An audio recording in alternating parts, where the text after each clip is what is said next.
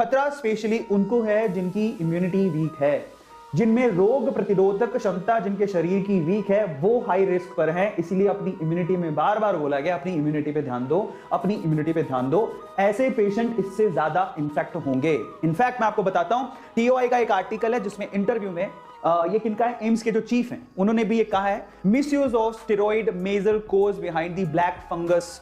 क्या हो रहा है कि अगर आप ध्यान से देखो तो कोरोना का जो ट्रीटमेंट किया जा रहा है उसमें स्टेरॉइड्स का इस्तेमाल भी किया जा रहा है। अब हम क्या कर सकते हैं, कोरोना से बचे, इधर कुआं उधर खाई।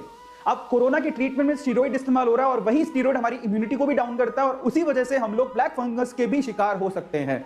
तो हम लोग इधर कोरोना से बचें तो उसके लिए स्टेरॉइड लेना पड़ेगा, स्टेरॉइड का ट्रीटमेंट है, अलग अलग तरह से स्टेरॉइड को लेना पड़ेगा। लेकिन अगर स्टेरॉइड लेते हैं तो उससे इम्यूनिटी डाउन होती है और अगर इम्यूनिटी डाउन हुई तो वहां पर ब्लैक फंगस का भी खतरा बढ़ेगा। अगर हमने हाइजीन का ध्यान नहीं दिया तो, साफ सफाई का ध्यान नहीं दिया तो समस्या बड़ी है। ठीक है, अभी दिख नहीं रही है लेकिन वो बड़ी है। इसके अलावा कौन कौन रिस्क पर है, specially patient with recent organ transplant. अगर अभी किसी ने अपना ऑर्गन ट्रांसप्लांट करवाया या फिर कैंसर से वो लड़ रहे थे, कैंसर का अगर ट्रीटमेंट चल रहा है तो वो हाई रिस्क पर है, तो उनको बहुत ध्यान देने की जरूरत है। स्पेशली अगर आपके घर पे कोई शुगर के मरीज है, डायबिटीज है, अगर किसी को डायबिटीज है, डायबिटिक है वो, तो उनको बहुत ज्यादा ध्यान देने की जरूरत है। बार बार लगातार उनकी डायबिटीज को चेक करते रहे, शुगर के लेवल को चेक करते रहे, उनको खतरा सबसे ज्यादा है।